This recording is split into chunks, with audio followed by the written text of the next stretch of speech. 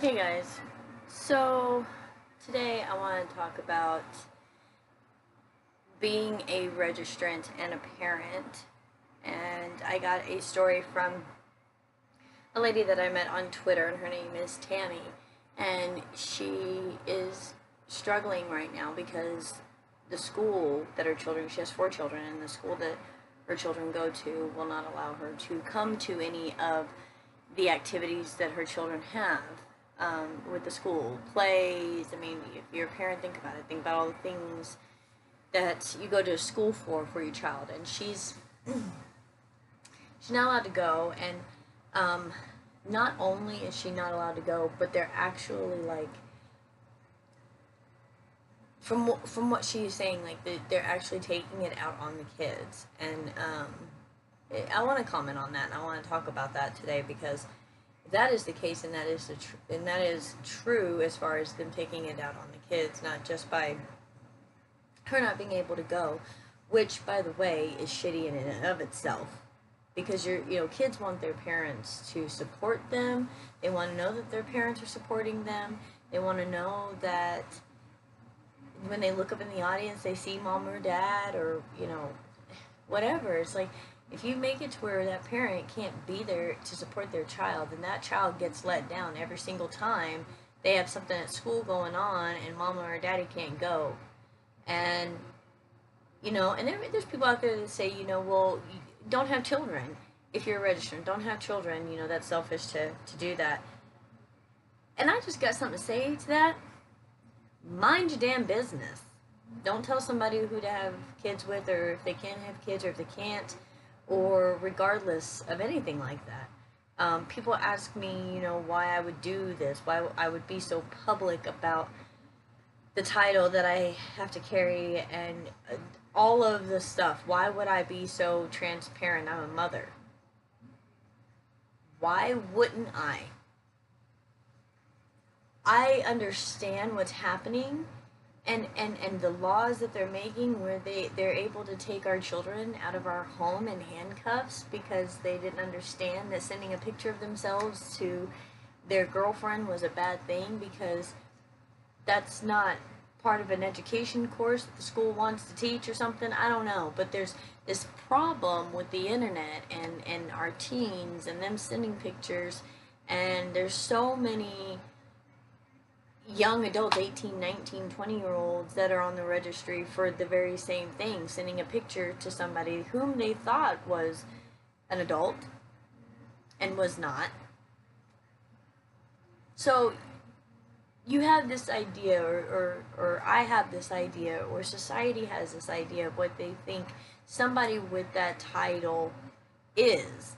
And typically what they have come up with is that this group of people are considered to be monsters and people that are less than human, and we can just send them off on an island and or keep them locked up in prison. I heard that yesterday, that people that have any sex crime at all need to just be be in prison, lock away the key, and just keep them there.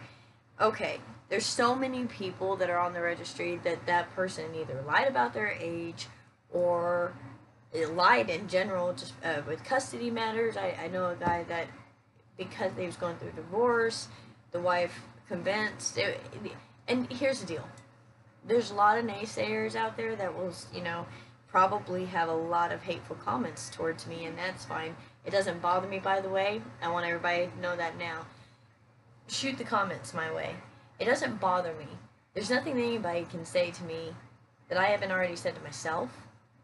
There isn't anything that anybody can say to me that I haven't already forgiven myself for. And there isn't anything anybody can say to me that I cannot look you back in the eye and say, yeah, I did that, and I'm human, and I learned from it. So I'm coming at these problems in a non-aggressive way, and I just want to talk about solutions, because clearly there's no solutions right now. It just keeps happening. Laws don't stop people from doing the things that they want to do, and if that was the case, we wouldn't be building more prisons, so that's clearly not working. And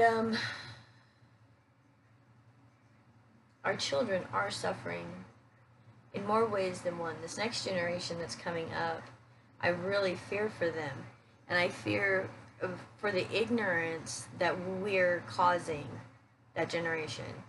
And I put myself right in that mix with everybody. You know, I'm a parent, and I'm not going to lie and say there are 8 times that, you know, the telephone wasn't a good babysitter because I had to make a phone call or, you know, whatever the case is. But still, I mean, we hand our children these devices and we say, here, and they're happy because all the kids at school have it. And so now they have one and they're cool and they fit in, or whatever the case is that child feels. But there's no proper education for that child to understand that it's a child. They don't know the law. And it's up to the parents to keep open communication with their children about the laws or about sex or about the dangers of that. But then you have so many laws that it's like, well, you can't even talk to your kids about it because you're talking to your kids about something sexual, so then that means you're talking to your kids in a sexual manner. What? Like, the laws run into themselves so much that nobody knows what they're allowed to talk about anymore, what they're not allowed to talk about anymore. And I don't like being confused that way.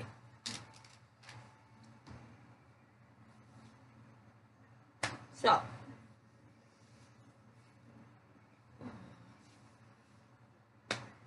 I know, I'm eating. It's not professional, but it's me. Anyways. So, you have to be a pretty shitty person to take things out on the children of the registrant.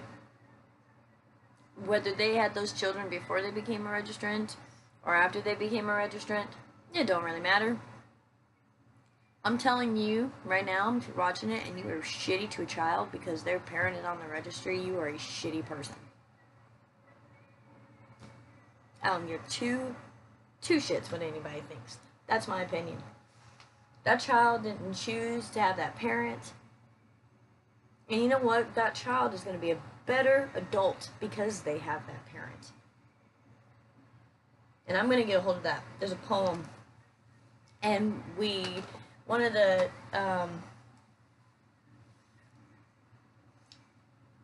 many things I have my hands in is a blog talk radio show. And one of the guests on there had actually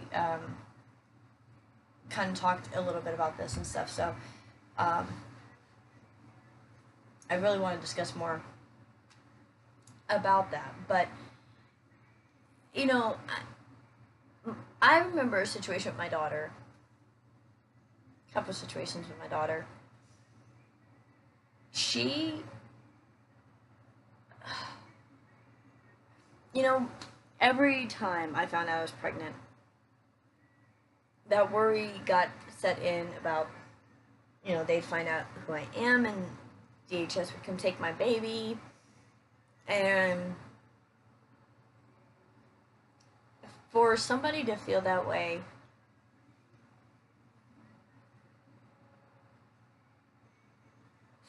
to worry about still dealing with punishment or being able to deal with somebody being able to come in and just swoop things out of your life or just grab things out of your life or just tell you, no, you can't have that now, or you can't do this now, or yeah, 2 weeks ago that was okay, but it's not okay now. It's very hard to be a parent, to have a job, to do, you know, all these normal things that, I mean, everybody's having a hard time doing anyways. On top of that, follow 47 other rules that you have for your probation. So it's very, very hard to not include your children in it when they grow up in that atmosphere. And I was convicted before I had children, so my children have grown up watching me go through this. And my daughter,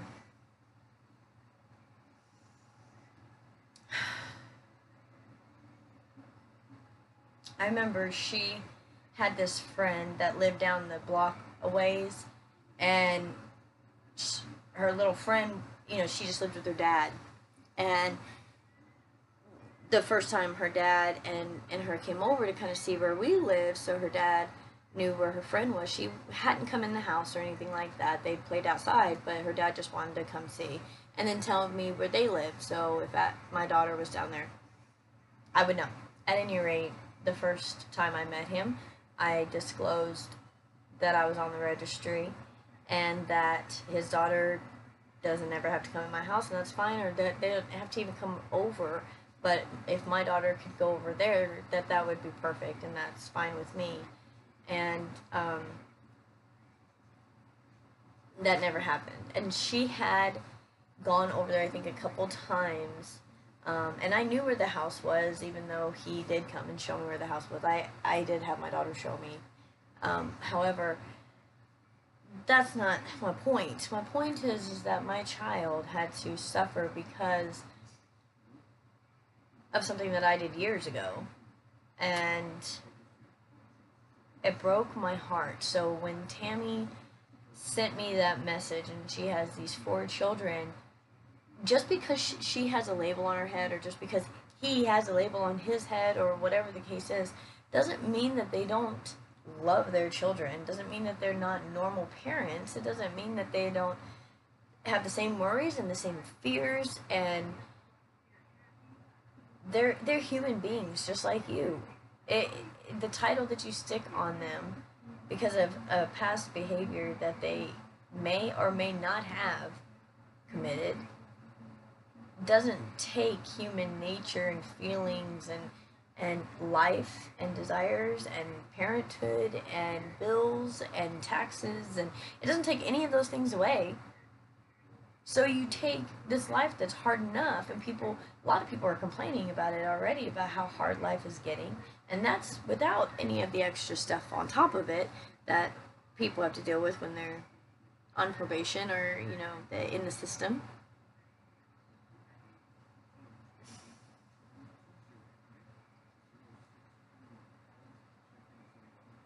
You know, at this channel, I'm gonna be ranting, guys. I'm just gonna be ranting, but I'm telling you,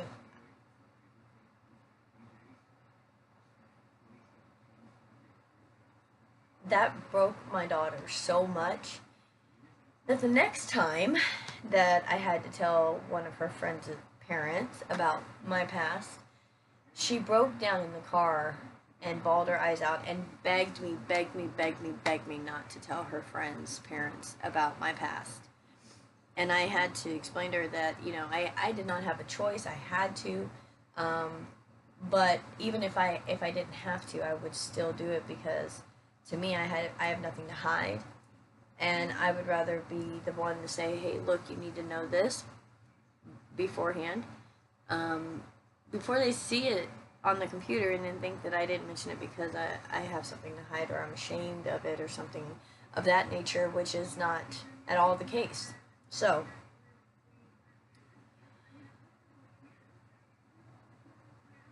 my main thing is just, if you are out there being shitty to children because of a title that their parents have, or you're out there being shitty to a kid because of the neighborhood that they're living in, or you're out there being shitty to a kid because, I don't know, they're different color skin than you are, whatever the reason may be,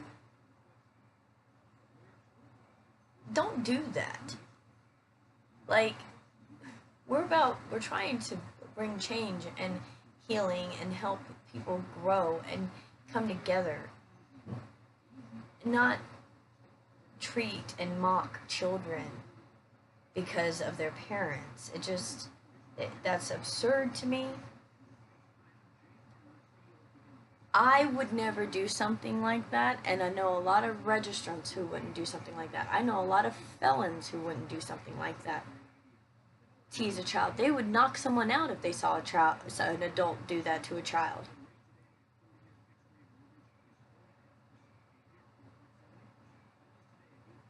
But we're the bad ones because we have this title. Those are teachers. Teachers. School staff. The good ones. And they're doing this to children and mocking them and making fun of them. And you got the bad ones are the ones that freaking knock somebody out seeing them do something like that to a child. Like their peers are not hard enough on them. Like teen suicide isn't high enough.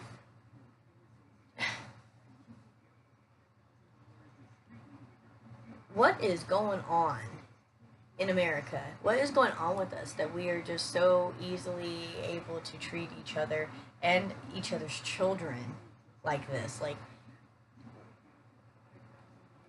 when did that happen? Because when I was a kid, I used to be able to play till the lights came on outside.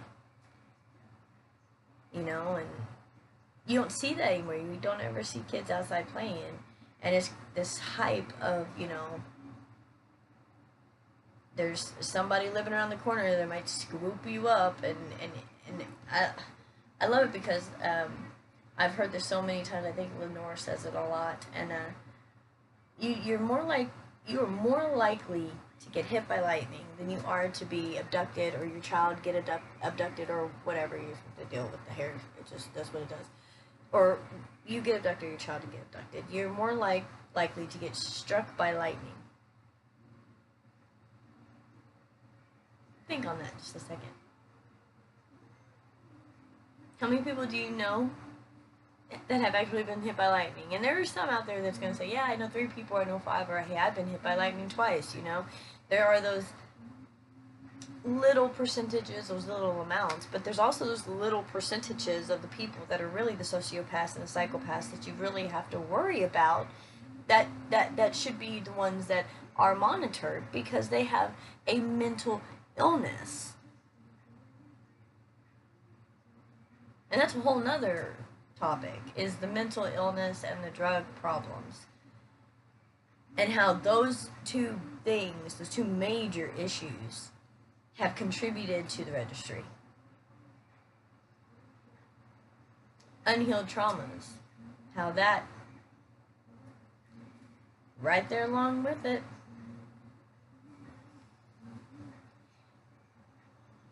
Tammy, from me to you, girl, you keep your head up, and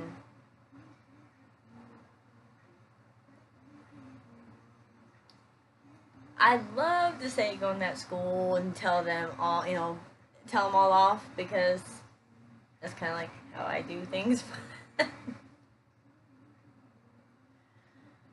Probably not the best advice to give somebody. Right.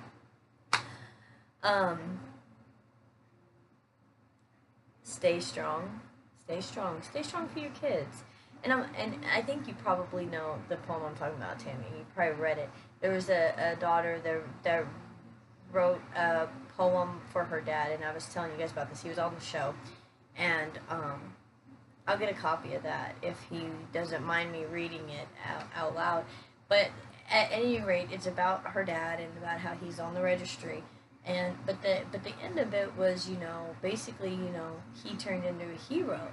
And anyone that's in that room, had they had to deal with that circumstance, would they be able to say that they are a hero as well? I know nobody was going to be able to raise their hand in that room. When there are people that have life that they have to deal with just like every other person in the world, and you think what you've got going on, I mean, that's hard enough to handle.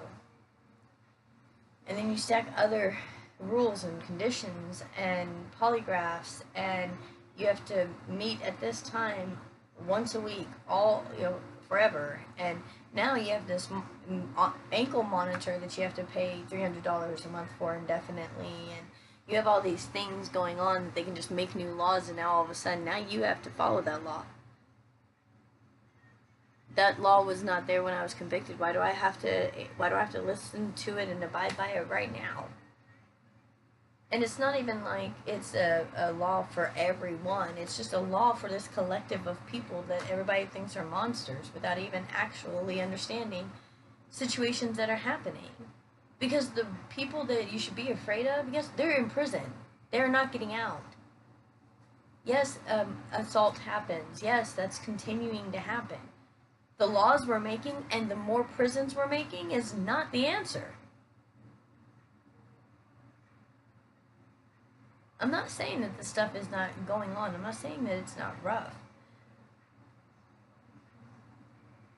I'm a victim myself many times.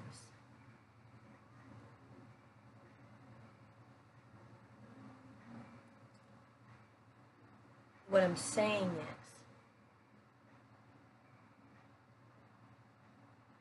there just needs to be some common sense with the adults in the situation, or in these situations. To you, that person might be a registered sex offender, but to that kid, that's that kid's hero.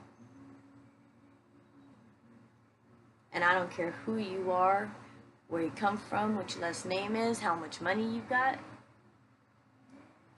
Crushing a kid's hero, I don't think you come back from that. That's that kid's hero for a reason. And maybe if you gave them a shot and got to know them instead of judging them based off of a title that they have, you might see why that's that kid's hero. You might just understand why that kid looks up to that monster. Leave the children alone. Do not mock them about their parents.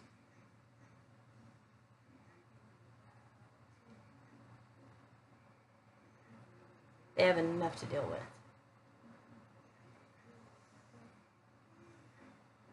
That's it for tonight. Thanks for listening to my rant.